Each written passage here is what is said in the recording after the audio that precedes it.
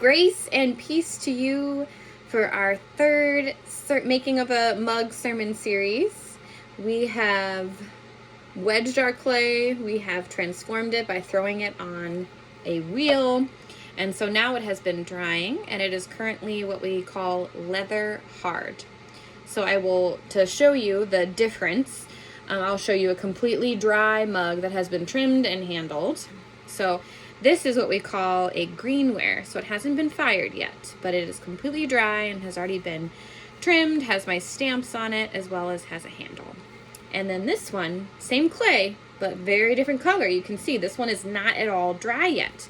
It has been drying so much that I can touch it and it won't leave a mark, but it still is malleable. So I could mess with it a bit much and change the shape, but I won't do that for us today. But I will be trimming the bottom so that it has a strong foundation, and then I can also take off some of the excess clay that's right here that I don't need because it just adds weight to the mug.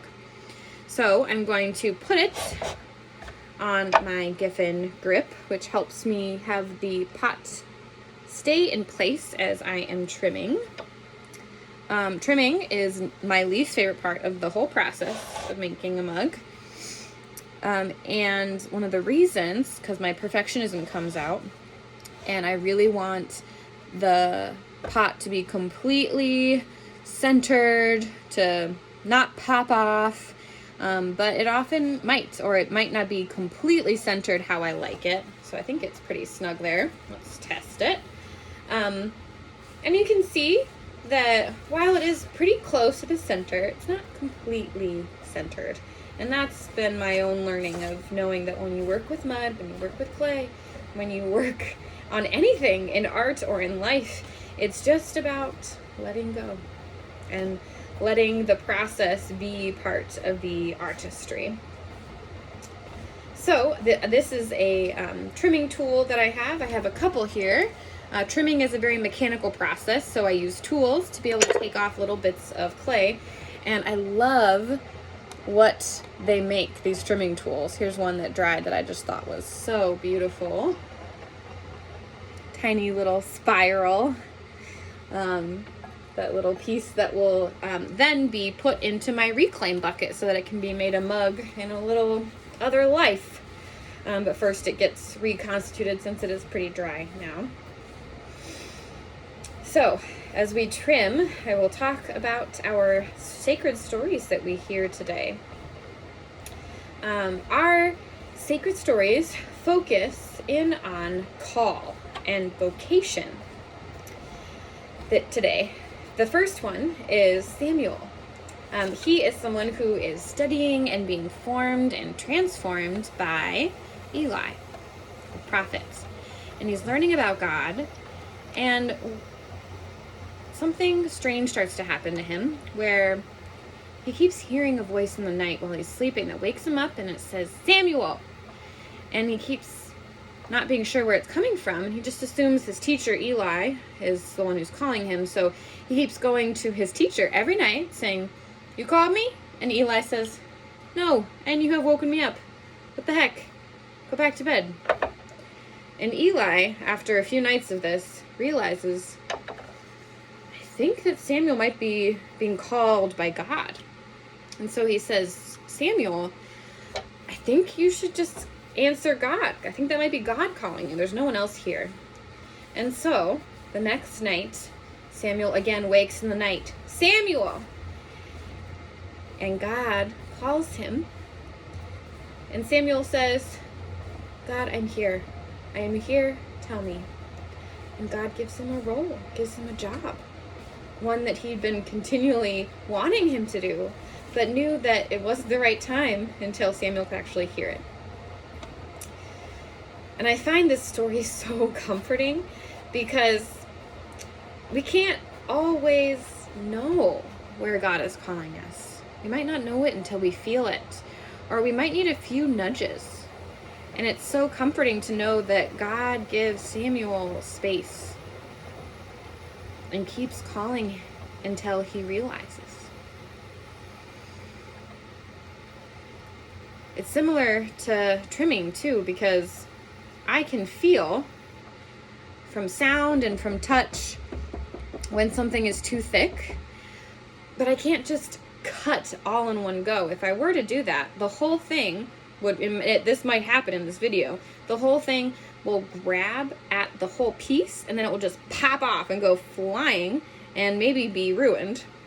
So I have to take only little bit by little bit off at a time until it's the thickness that I want the pot to be.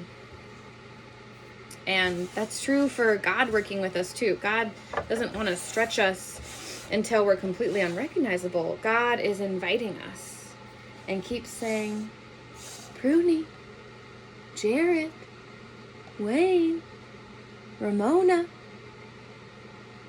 Kathy, hoping that one day we will hear.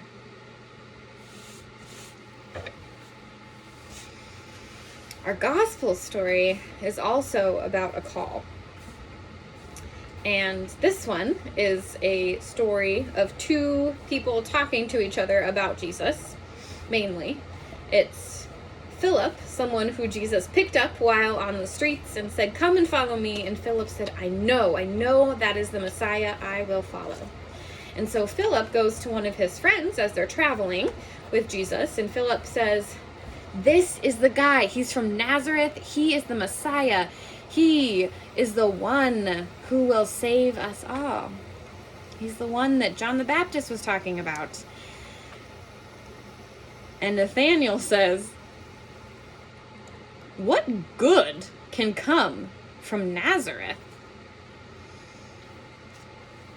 What good can come from Nazareth?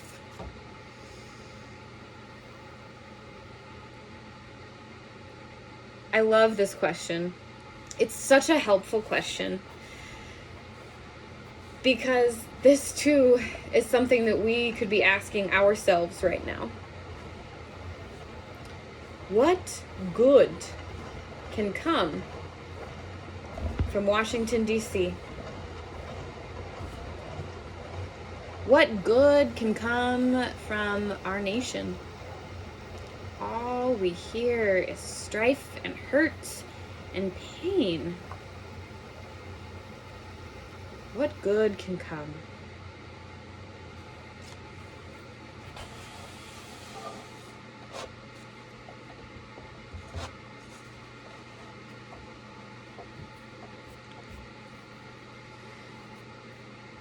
There are not many words that can convey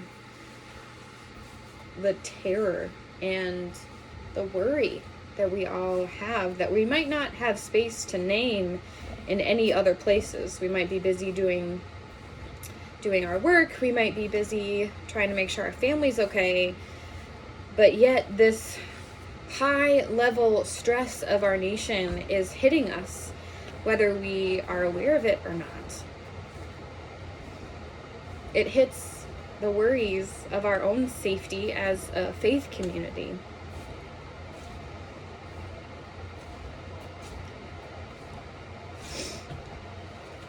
And I've had a good many conversations too with people of faith in this town, in our church, and all over the country, of people that ask this question about the big church, institutional church. And they say, in not so many words, but the question they have is, what good can come from this church? What good can come from a church that has, for so many centuries, said, light is good and dark is bad, and then use that theology to talk about people, saying light skin is good and dark skin is bad, or not even realizing that when they say the light overcomes the darkness, that they unconsciously are living in a privileged mindset that says light is good and dark is bad. When we know, especially as Alaskans, that there is so much to learn from the darkness, so much beauty that's unveiled in the dark.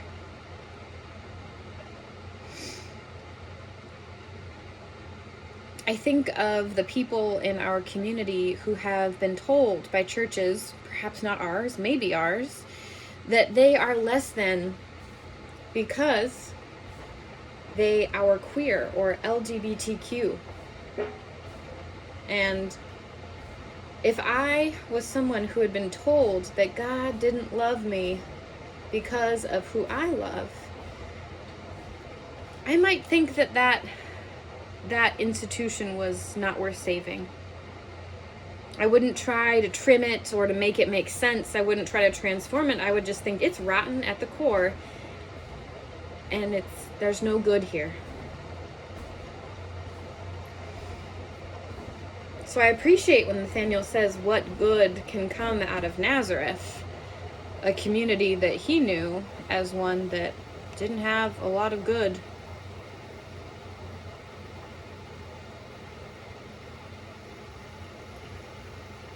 It's a question we should be asking ourselves, too. What good can come out of this place that has historically been such a place of silence, a place of violence for some people, and a place where they don't feel welcome?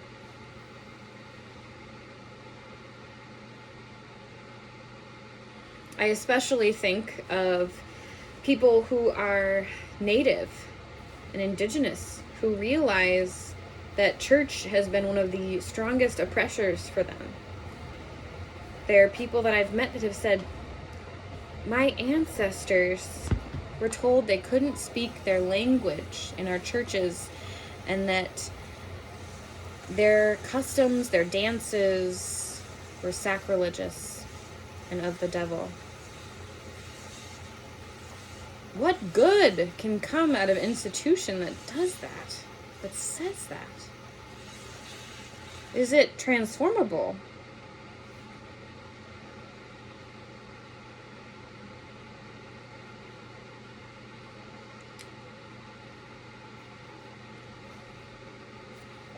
One of the first things that I try to tell people when they ask me questions like that is I say, me too. I wonder every week if I am espousing grace or telling someone that they're loved and just making a really rotten place more manageable.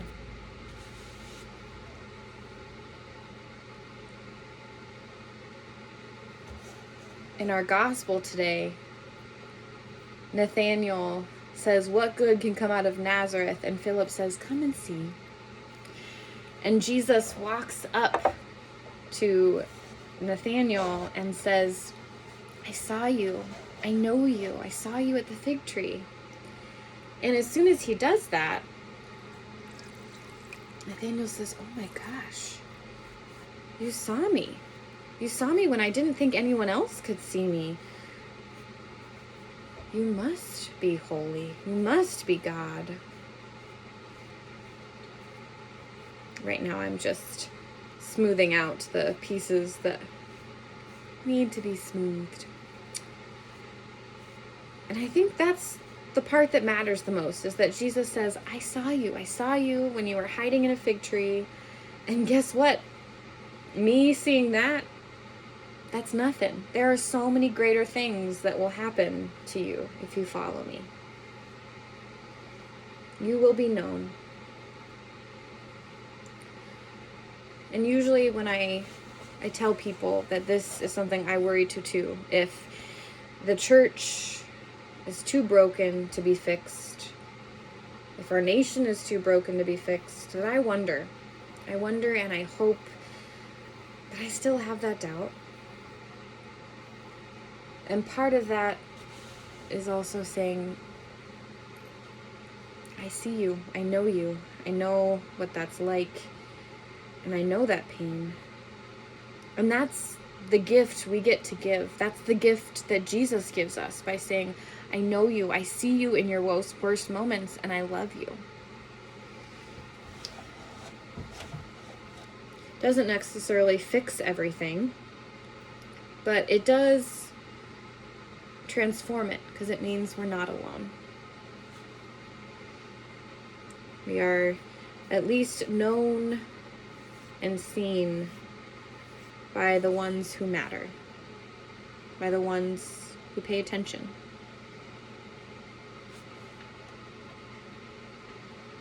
And Jesus says something greater than this is going to happen. This is not the end result. This is what I could see us as being the church, the big institutional church.